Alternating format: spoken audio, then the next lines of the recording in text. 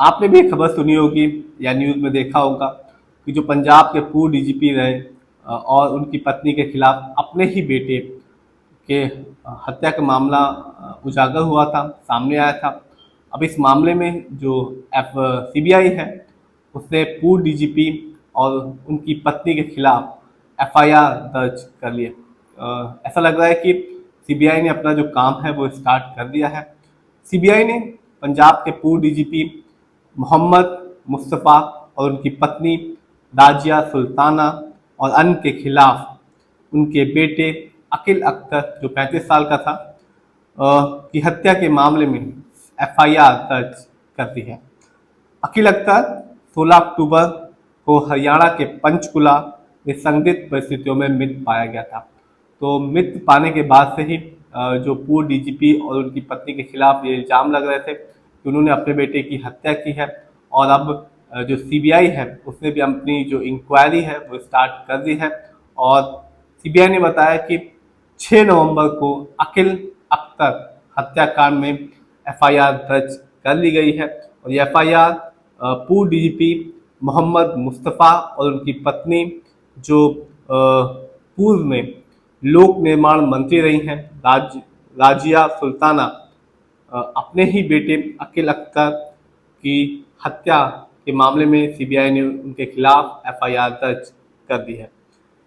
बताते चलें कि जो अकील अख्तर है वो वर्तमान में पंचकुला के मानस मंदिर के पास सेक्टर 4 में रह रहा था और तभी 16 अक्टूबर को संदिग्ध परिस्थितियों में उसकी मौत हो गई। और इसके बाद से ही जो सीबीआई इंक्वायरी है वो स्टार्ट हुई, क्योंकि जो प्रारंभिक नाम आ रहा था उसकी हत्या में वो अपने ही उसके पिता और माता आ रहा था, जिसकी वजह से जो गवर्नमेंट है उसने सीबीआई इंक्वायरी की पेशकश की थी।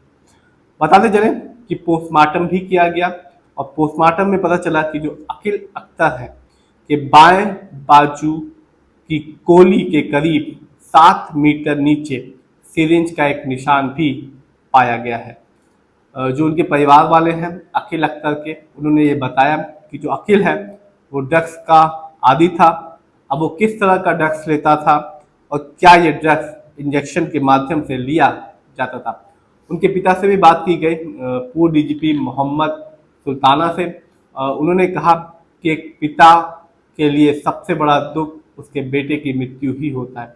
और ये सही बात भी है, एक पिता के लिए सबसे बड़ा दुख उसके बेटे की मृत्यु ही होता है। उन्होंने आगे कहा कि जो अकील वो 18 साल से ड्रग्स ले रहा था और ऐसा लगता है कि जो उसकी मौत है वो ड्रग्स के ओवरडोज की वजह से ही हुई है।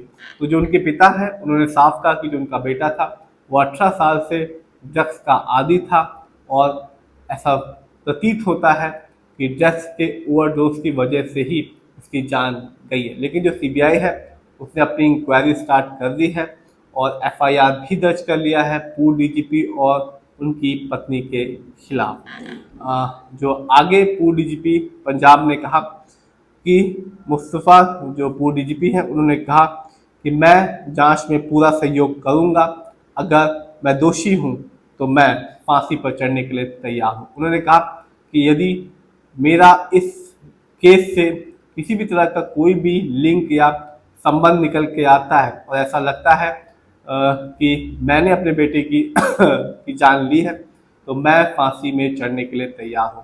तो उन्होंने साफ कहा कि मेरा इस केस से कोई लेना देना नहीं है और मेरा बेटा 18 साल से ड्रग्स का आदी था और ऐसा लगता है कि ड्रग्स ओवरडोज की वजह से ही उसकी जान गई है।